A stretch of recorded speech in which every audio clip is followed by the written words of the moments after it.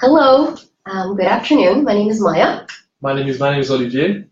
We are Career Advising and Transition Services at the School of Continuing Studies. Thank you very much for joining us on this gorgeous September day as we conduct our second Facebook Live session. The first one took place on July 27th. We hope that at least some of you were able to view it. You can also see it after the fact. In that last session, we covered a little bit about program fit. So we had a few questions, one from Emma, there were a couple of other people that had submitted theirs, and we talked about how you want to make sure that, or how rather you make sure that the program that you select corresponds to your interests, your skills, and some of the research you've conducted on the labor market, in addition to a couple of other steps like the gap analysis and the action plan, very importantly. So today and a couple of the sessions that we also have coming up, we'd like to address some common, and I'm going to call them tricky, questions that we face in our individual advising sessions and our workshops. We'd like to tackle 3 of those today. So just very briefly, the first one we're going to talk about is going back to school. Do employers think that you're going back to school if you are coming to SCS? And the second one is really going to focus on professional transitions. How do you make sure that your decision is based on clarity and strategy, really? And the third one, for those of you coming in with international experience, we're going to tackle the, more delicate, let's say, the more delicate question of defending the value of that international experience. So. Well, to answer the first question, do employers think I'm taking a step back if I go back to school? We should. It's an expression that should no longer be used. Going back to school. We should more focus on going forward to professional development. You going back to school, quote unquote, shows to employers that you are being proactive about upgrading your skills, right? It shows that you are willing to acquire new skills, new accreditations, and you don't wait for the labor market to demand new knowledge. Instead of going back to school, you are staying ahead of the curve. Competition, yeah. And so we can take a look at a few of the benefits to go back to school. First one, as everybody is interested in that one, is an increase in your pay, right? So the fingers crossed. Fingers crossed. Yes. With more education come more of a chance to climb the corporate ladder, and then the higher you go in your work, the more money you will make. Let's take a look at another advantage. So it's getting a competitive edge, right? It demonstrates employers that you are willing to learn new technologies, new software. And new governance frameworks, all of the buzzwords, that you're able to speak the language that is in line and in keeping up with the times and the evolution of the labor market. Sorry about that. Keep going. All right. And then lastly, right? It's helped you secure the future. We really don't know what's gonna happen, right? So it with your employer, they might be making cuts because of budget constraint, or you might be dissatisfied with your current job, and then you're looking for a change. Therefore, going back to school show that you are being proactive about, and also prepares you for the unknown.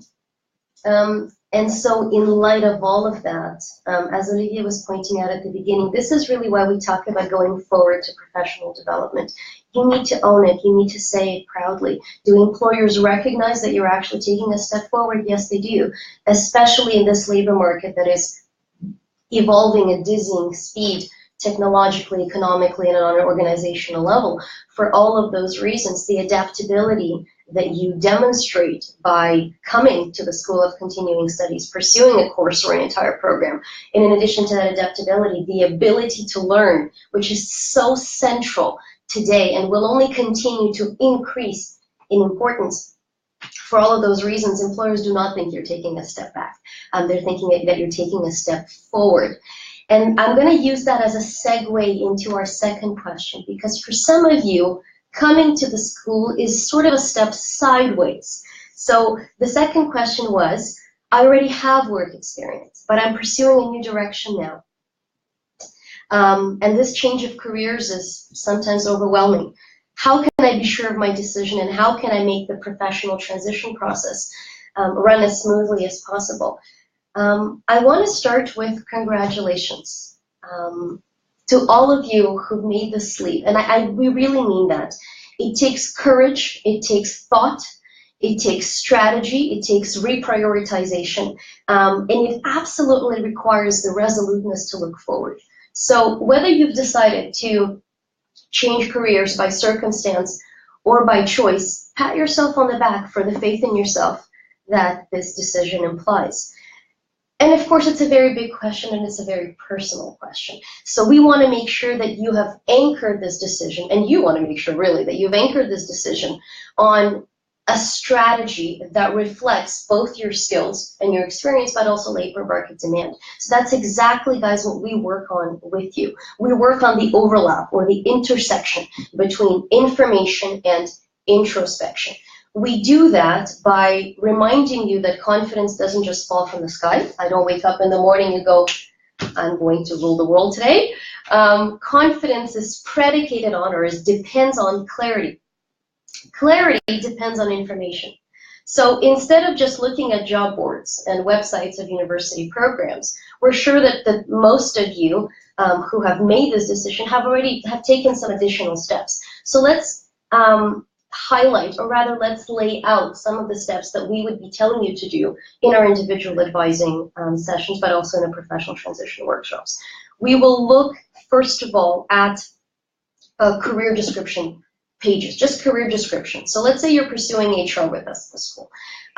You see through the organization of the program that you might then go into staffing, you might go into workforce planning and strategic HR, you might go into compensation, you might go into training and development, et cetera, et cetera. Out of all of those elements, the courses already reflect some of those specializations, but we will highlight, we will really suggest, strongly urge you rather, to look at it more deeply before you finish the program. So read up about what the day-to-day looks like. That's one. Also, absolutely, then, once you have the general understanding, look at job boards. But guys, careful, we're not in job search yet. Again, we have our 7-step roadmap that we're happy to share with all of you. Job search is step 7. We're not there yet. We are still at the point at step 3, really, where we're validating the information to make sure that we've made the right decision.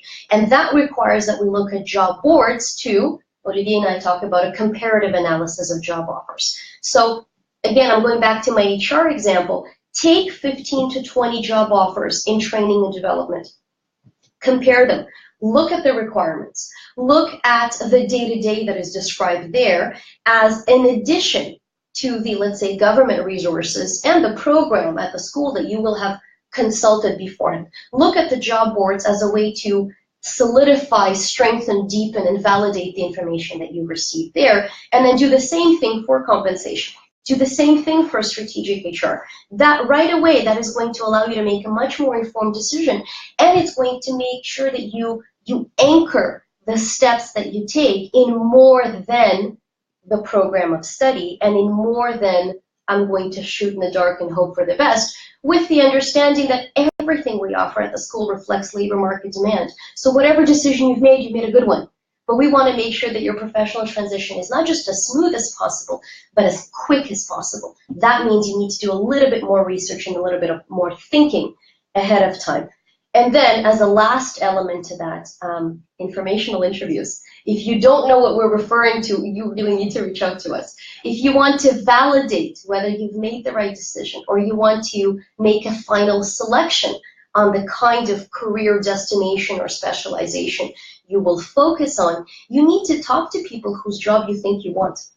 You need to reach out to them. This is part of networking. Again, guys, not job search. It's networking for information purposes. We guide you through that as well. But you need to talk to people so that they can ultimately, the exchanges you have will ultimately anchor your motivation and your action plan moving forward. So all that to say, if you are wondering, how do I make sure that the decision I've made is the right one for me, that it fits my career aspirations and my previous experience and, of course, my interest, reach out to us. Individual advising will help you.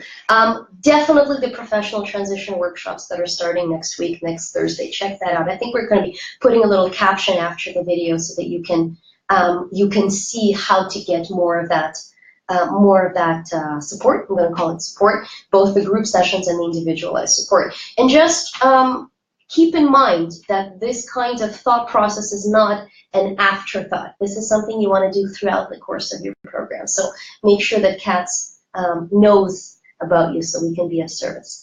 Long-winded answer, I apologize. I wanted to make sure that we cover a number of elements so that you know that you really can reach out to us. But let's tackle our third question for today. Yes, and also everybody can come tomorrow to our first recruiter series and ask those questions to employers that will be on campus to meet our students. Right? For sure. That's happening tomorrow at 6 p.m. So make sure that you join us to hear those tips and those insights and learn about the opportunities available to SCS students. And thirdly, the last questions that we are going to tackle today is how can I defend the value of my international experience, right? Employers are looking for people with experience abroad as the market is being more international. The workforce is more diverse. Therefore, if you have some experience overseas, it's an asset to some of the companies. And also the fact that you maybe are able to speak a second or a third language is definitely something that you can bring to a company, and therefore you should own the fact that you have experience in another country and the fact that you can speak multiple languages. Sure.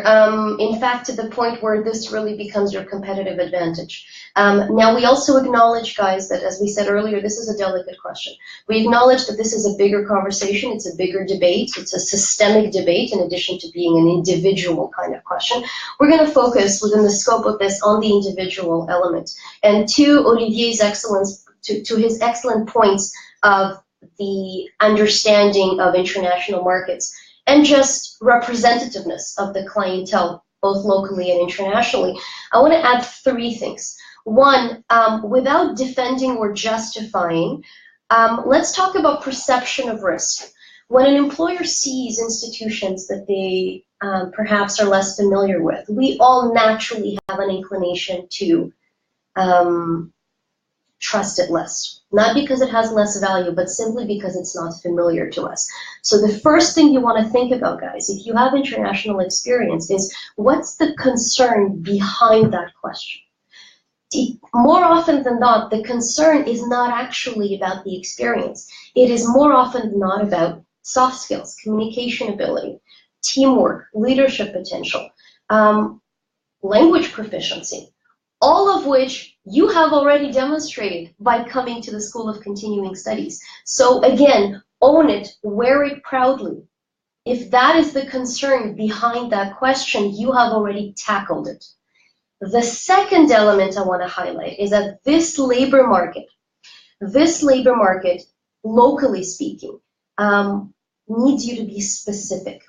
So instead of approaching employers and saying, I'm a problem solver, I've done all these wonderful things, I can do anything for you, you need to think about the trailer of your profile, not the full documentary, not the full action film. You need to give me enough that I want to hear more. So you need to give me a hook that will, as an employer, tell me that you are offering the exact solution to my need. So that is also what we're going to work on with you in our workshops, either in job search series and professional transitions and in our individual advising sessions. What we do is we try to go deeper into what is that particular employer that we're targeting, what are some of the challenges that they're facing, and how is your experience transferable. Be specific. That's my second tip there. Be specific. You have tackled such challenges before successfully. Quantify those accomplishments, and you will see that that experience will be recognized because it will resonate for a particular context. We're not just saying this. We've helped hundreds, thousands at this point of individuals, including about half, if not more, of internationally trained professionals. So just if you understand the question behind the question, you can absolutely confront it. And the third element to that, and the last element to that, is if you are being interviewed, either by phone or in person, you have already been filtered in. Candidates often forget that there is already a by default assumption that you fit the job. If you have been selected among the 3, 5, 10 people who are contacted for an opportunity out of the 50, 100, or 200, or even more that have applied, it's because there's something that is already of interest to that prospective employer. So that's where your confidence should come back. They already think you can do the job. It is a trick question in a sense, but it's up to you to say, of course I can do this job. Of course I have done it before. Look at the transferable skill sets that I bring to the table. So yes, to finish that off, your international experience is absolutely your competitive advantage if you know how to present it that way. So that's where, again, we want to highlight that we want to help. We have helped hundreds, if not thousands, of your peers already, so let us do that for you. We're going to tackle more such questions in our next runs. I think we're going to really focus on recruitment practices the next time around, but let's just take a minute to look at if there are some of the questions. Thank you, Donna. Thank you for that really sweet comment. Thank you. What type of media studies program you do offer at a master's level? So in terms of master's, so what we offer at the school are certificates and diplomas. So the master's level that you're referring to is a graduate diploma. We have marketing and public relations programs as a graduate diploma and graduate certificates. We also have a professional development certificate in digital content and community management. So definitely check out our website. Look at the offerings there, and then get in touch with us if we can offer you more information, and specifically if we can talk about how this would fit within the next step of your career development. I think on that note, I think we're going to thank you all again for those of you watching us live and those watching after the fact. We very much appreciate that you're with us. Stay tuned. As we mentioned, we have a recruiter series tomorrow, a lot of events throughout the semester, professional transitions workshops and job search workshops actually starting next week. So make sure you get in touch with us so we know how we can help. Thank you. Thank you.